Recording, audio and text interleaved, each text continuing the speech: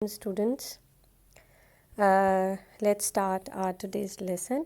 Today we are going to learn as usual 3 words, and the words, first of them is breath. The first word is breath, right? This is a noun. Noun क्या होता है? किसी भी जगह, चीज़, शख्स या किसी भी चीज़ के नाम को हम नाउन कहते हैं. पार्ट्स ऑफ स्पीच में नाउन जो है वो किसी चीज़ के नाम को कहते हैं. ब्रेथ एक नाउन है. उर्दू में इसका मतलब सांस है, और इसके सिनोनिम्स हैं act of breathing, puff, breeze, inhalation. ठीक है, आप मेरे साथ दोबारा बोलें. ब्रेथ का क्या मतलब होता है?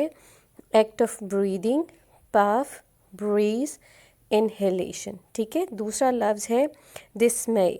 डिसमय ये भी एक नाउन है जिसका मतलब होता है मायूसी, और इसके सिनोनिम्स हैं sadness, disappointment, frustration and dissatisfaction.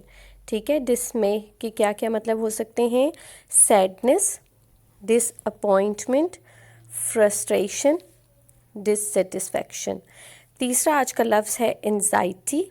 Anxiety का मतलब होता है परेशानी. ये भी एक नाउन है, और इसके मतलब हो सकते हैं, सिनोनिम्स हो सकते हैं nervousness, tension, worry and concern. Nervousness, tension, worry and concern. ठीक है. अब आपको जब ब्रेथ, डिसमे, एंजाइटी के लफ्ज़ कहीं नज़र आएंगे तो आप उनकी जगह पर ये वाले लफ्ज़ इस्तेमाल करने की कोशिश करें, ताकि आपकी वोकैबुलरी भी बेहतर हो जाए, और आपको राइटिंग में भी ब्रेथ की जगह, डिसमे की जगह, एंजाइटी की जगह इसके सिनोनिम्स यूज़ करें, ताकि आपका राइटिंग जो स्ट्रक्चर है या राइटिंग एबिलिटी है, जो आपकी क्रिएटिवनेस है, वो बेहतर होती जाएगी. थैंक यू सो मच जी. अल्लाह हाफिज़.